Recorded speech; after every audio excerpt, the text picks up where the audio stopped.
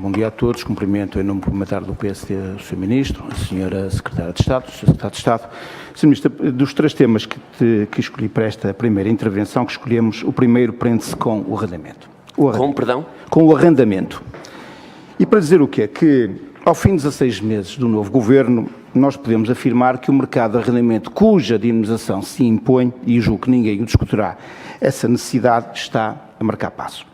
Está a marcar passo por força do lançamento de novos impostos que o Governo incidiu sobre o setor, está a marcar passo por repetidas ameaças às alterações das regras de captação de investimento deste setor e está a marcar passo também por omissão do próprio Governo. O congelamento por mais 8 anos das rendas dos inquilinos carenciados e a duplicação do prazo, isto é, para 10 anos, para aplicar as regras do arrendamento urbano aos idosos incapacitados, que a esquerda parlamentar fez aprovar recentemente, é mais uma machadada na necessária dinamização deste mercado de arrendamento.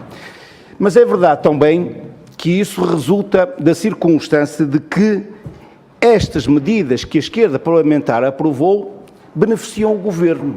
É que sai claramente mais barato ao Governo transformar à força os senhorios em extensões da segurança social.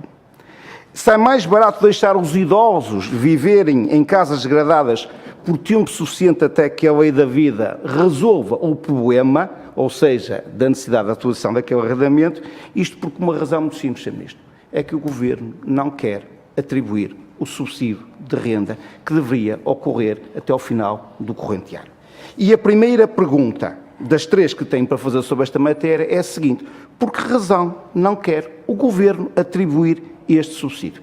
Porventura tem o Governo consciência de que muitos senhorios têm nas rendas o único fonte de rendimento e o único seu sustento? Porventura tem o Governo consciência de que há senhorios que vivem em dramática fragilidade económica, Sr. Ministro? Muito obrigado. Sr. Ministro, para responder. Muito obrigado, Sr. Deputado. Como o Sr. Deputado sabe melhor do que eu, a aprovação das novas regras foi feita na Assembleia da República e é à Assembleia da República que cabe cumprir e fiscalizar o comportamento do Governo e não o inverso. Portanto, não serei eu a comentar aqui aquelas que são as opções que esta Assembleia tomou e tomou muito legitimamente. Ao Sr. Deputado, não deixarei de fazer 2 ou 3 comentários, sem ser uma resposta direta à questão que coloca, porque de facto não é uma questão à qual o Governo deve responder. A primeira é que esta Assembleia não contrariou uma corrente que vinha de trás, e desde 2006, no sentido de de garantir que as rendas deixam de estar congeladas. De facto, não estão congeladas e, portanto, quem disser que as rendas estão congeladas não está de todo em todo a ser rigoroso e, por isso mesmo, aquilo que foi feito foi garantir que um conjunto de pessoas, pela idade que têm, pelo grau de deficiência que têm e pelos baixos rendimentos que têm, durante mais algum tempo, poderão beneficiar de um não aumento das rendas. Sr. Deputado, quando as regras anteriores foram estabelecidas e definidas, quem legislou parece ter-se esquecido do momento de extrema dificuldade em que passavam as famílias. E por isso mesmo parece-me muito normal que para um número de pessoas que até é baixo, aliás, os números do INE relativamente à globalidade dos contratos anteriores a 1990 já são públicos e baixaram de 2011 para 2017 de 255 mil para 116 mil. Esses números já são públicos e confirmados. Não temos ainda, com igual rigor, aqueles que são os números dos inquilinos que são abrangidos por estas medidas que estão em causa. Sabemos que são pelo menos cerca de 9 a 10 mil, mas admitimos que este número tem alguma fragilidade, porque a própria estatística tem alguma fragilidade. Agora, Sr. Deputado, deixar claro o seguinte: não há qualquer razão para inibição de qualquer investimento. Estamos a falar de rendas anteriores a 1990 e, portanto, quem vem agora dizer que se sente inseguro para fazer investimentos está a agitar um espantalho que não faz qualquer sentido, porque não se aplica a nenhum novo investimento. Essa é a primeira questão. E quanto aos novos impostos que foram introduzidos, eles foram apenas para o arrendamento turístico e houve, de facto, um agravamento que me parece absolutamente normal, porque o problema problema, eu diria que até o coloca de forma ambígua, porque se a questão é a falta de arrendamento permanente, parece muito normal que exista um agravamento relativamente ao arrendamento turístico e que ainda assim não estão a pagar impostos que outros pagam. Muito obrigado. Faça favor, Sr. Deputado, continuar. Muito obrigado, Sr. Ministro. No entanto, não respondeu à minha pergunta. A minha pergunta foi clara: vai ou não o Governo atribuir o subsídio de renda que está previsto na reforma da Lei do Arrendamento Urbano em 2012? Sr. Deputado, o estava previsto na lei e está previsto na lei. Aquilo que houve aqui foi uma dilação do tempo para a sua atribuição, fundada nas condições de grande fragilidade que muitas destas famílias ainda têm e acreditando que esta deve ser, de facto, uma responsabilidade partilhada e que não cabe só ao Governo. Sr. Deputado. Muito obrigado, Sr. Ministro. Sr. Ministro, de facto, a resposta agora foi clara. O Governo não vai atribuir o subsídio de renda. Isso é evidente, ficou evidente para todos nós. Ou seja, o Governo vai, de facto, continuar a transformar os senhorios em extensões da segurança social. A proteção dos mais desprotegidos, dos arrendatários com mais de 65 anos, com baixos rendimentos, vai ser feita não à custa do Estado, como era o seu dever, mas vai continuar a ser feita à custa dos senhorios. O Sr. Ministro há um bocadinho referiu que o Governo não tinha nenhuma responsabilidade no pacote legislativo que o Parlamento aprovou. É verdade, de uma forma direta não tem, mas devo-lhe recordar, Sr. Ministro, que ela resulta exatamente, estas medidas que estão aqui pormenorizadas e que foram aprovadas pela esquerda parlamentar, resultam do programa do Governo que Vossa Excelência integra. E resultam também da circunstância da necessidade de proteger os inquilinos mais desfavorecidos por ausência das medidas que comatassem essa necessidade, exatamente o subsídio de renda. Foi fruto desta dupla circunstância que a esquerda parlamentar aprovou exatamente esse pacote legislativo que agora o Sr. Ministro pretende se desresponsabilizar. Sr. Ministro, uma segunda matéria que eu gostaria de lhe abordar prende-se, como deve imaginar, com a central nuclear de Almaraz. Atirar areia para os olhos portugueses foi exatamente assim que nós classificámos o acordo celebrado entre Portugal e Espanha após a construção do armazém de resíduos nucleares previstos para aquela central. Na altura, o Sr. Ministro preferiu, entre outras coisas, valorizar que, por força desse acordo, teríamos acesso a toda a documentação essa que seria disponibilizada para consulta pública a partir do dia 20 de março. Sr. Ministro, fim do prazo de consulta pública, o que disseram as associações ambientalistas? A Quercus considera todo o processo de pseudoconsulta pública um falhanço completo e uma autêntica farsa. Fim de citação. Nova citação, desta vez da Zero. Não há nada de novo e continua a não existir estudo de impacto transfronteiriço. Pergunta-se, Sr. Ministro, mantém a opinião de que, de facto, a celebração deste acordo em matéria de transparência e em matéria de acesso à documentação foi uma mais-valia? Sr. Ministro, para responder. Sim, dizer ainda relativamente à última questão, que tem toda a razão.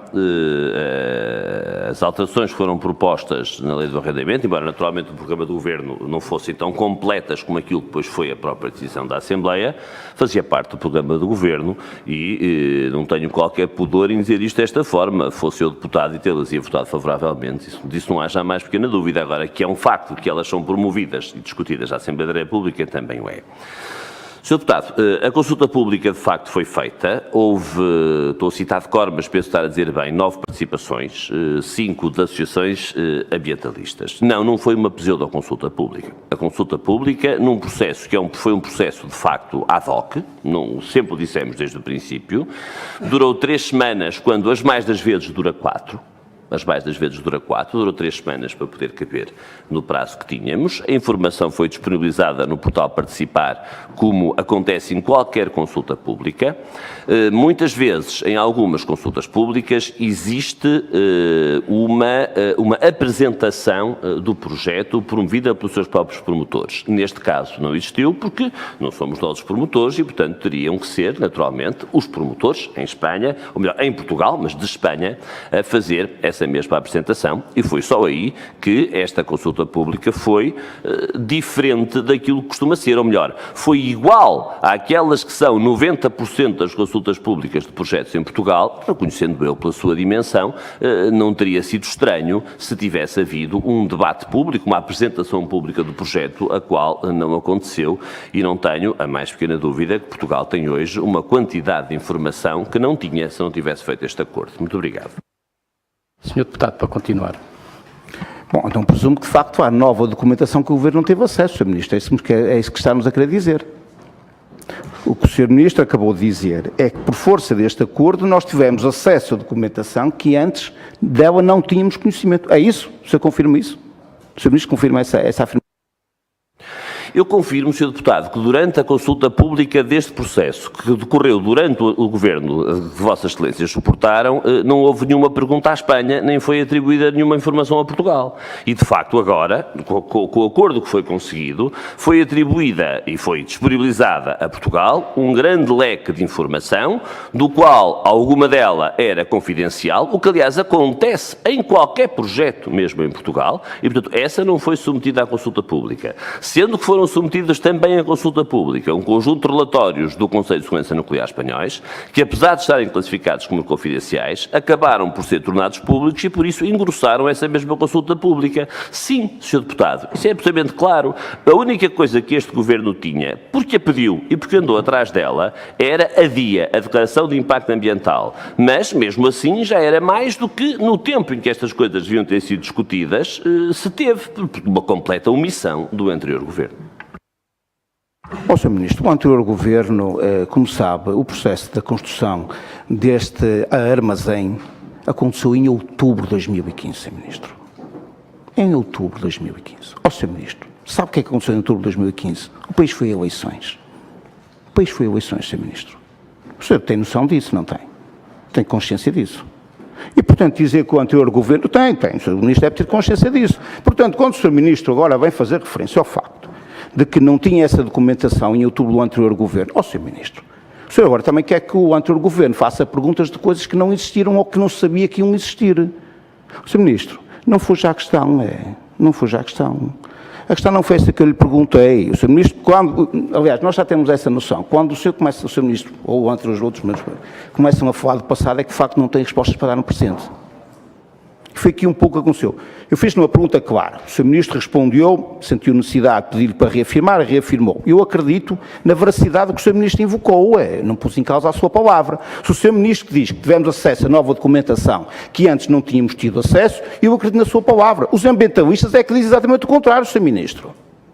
Os ambientalistas é que dizem que não há nenhum novo documento que não fosse do conhecimento público. Não há um único documento que tenha sido disponibilizado na dita consulta pública que não fosse do conhecimento dos mesmos.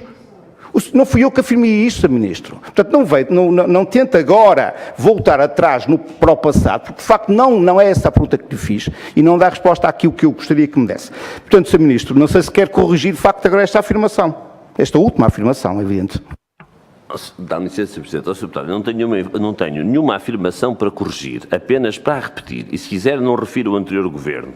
Aquilo que eu digo é o seguinte: o Estado português não teve nenhuma informação enquanto a não pediu. E pediu-a em, salvo erro, dezembro do ano passado, e aí a informação que nos foi fornecida foi a DIA, a Decisão de Impacto Ambiental. Não tinha mais informação nenhuma. Já agora, deixe-me que te diga que também nunca ouvi nem sequer nenhuma associação ambientalista, ao tempo, a falar de informação que disse já ter. Ou seja, a informação que agora os ambientalistas tiveram, se algum dia a tinham tido, olha, nunca a referiram em momento algum. Boa parte da informação que foi disponibilizada agora para consulta pública, sim, era informação que foi disponibilizada para consulta pública quando foi feita a consulta pública em Espanha. A essa foram acrescentadas alguns pareceres do Conselho de Segurança Nuclear espanhol, que apesar de ditos como confidenciais, alguns deles até posteriores a essa data, foram também colocados à consulta pública. E para além dessa, o Estado português, respeitando a sua confidencialidade, mas não deixou de o apreciar tecnicamente, teve informação que decorria do projeto e que foi muito importante para poder formular um juízo. Muito obrigado. Obrigado, Sr. Ministro. Ao Sr. Deputado, para finalizar, sendo certo que o Governo já não tem tempo para responder. Poderá fazê-lo numa outra altura. Ou então, se for muito rápido. Muito obrigado. Sr. Ministro, eu não queria deixar, no entanto, de colocar aqui uma terceira questão, um terceiro tema, e, portanto, como tinha dito, eram 3 temas. E para lhe falar da questão das áreas protegidas, o Sr. Ministro decidiu, vá por diante, a sua proposta de descentralizadora para a gestão do modelo, para a gestão das áreas protegidas, nesse caso concreto com um projeto piloto para aquilo que chamou de gestão colaborativa do Parque Natural do Tejo Internacional. Fê-lo com evidente falta de apoio e até mesmo com a oposição daquilo que são os seus parceiros de coligação, do PCP, do Bloco de Esquerda e do Partido Ecologista Os Verdes. Fê-lo, é a segunda vez que o faz, à margem de um processo de descentralização de competências que o próprio Governo, na pessoa do Sr. Ministro Adjunto, apresentou ao Parlamento. Fê-lo, por isso, de uma forma avulsa, seguindo a sua própria estratégia, comportando-se como um verdadeiro franco atirador, não é caso único, e por isso, Sr. Ministro, a pergunta que fica é: vai o Sr. Ministro e o seu Ministério nos surpreender no futuro com novas medidas centralizadoras feitas à margem deste pacote descentralizador que está em discussão nesta Comissão? Muito obrigado. Obrigado, Sr. Deputado. Sr. Ministro, quer responder agora? Eu creio que já não tem tempo. É aqueles 8 minutos, posso? Sim, se forem 45 segundos. Obrigado. Sr. Deputado, de forma muito simples, e obrigado pela pergunta, dizer que o pacote de centralização que está a ser estudado é essencialmente um pacote legislativo, isto é, de um conjunto de medidas estruturadas e que corresponderão a decisões que têm que ser produzidas por lei ou por decreto-lei. Aquilo que se trata aqui é, por inexistência, em nossa opinião, de conhecimento empírico robusto para poder avançar com uma proposta legislativa, fazer um caso piloto de gestão colaborativa que não vai ao arrepio de nada, aliás, estava presente o seu próprio Ministro Adjunto e com certeza o seu Primeiro-Ministro esta apresentação, porque com eles esta questão foi muito bem discutida e aquilo de que se trata neste momento é de fazer um caso piloto que nos permita mais à frente e com mais segurança poder legislar. Obrigado, Sr. Ministro. Vamos continuar. Peço desculpa, mas eu não ouço. Eu sei que eu não posso fazer nada para ouvir, a culpa é minha, mas não ouço. Eu peço desculpa, eu estava a dizer, isto foi um à parte, não é para responder, foi um à parte. Disse, fiz um à parte no sentido de dizer, então não vamos ser surpreendidos por mais medidas centralizadoras avulsas. Foi o à parte que eu tinha feito. Desculpa, Sr. Presidente. Obrigado, Sr. Deputado.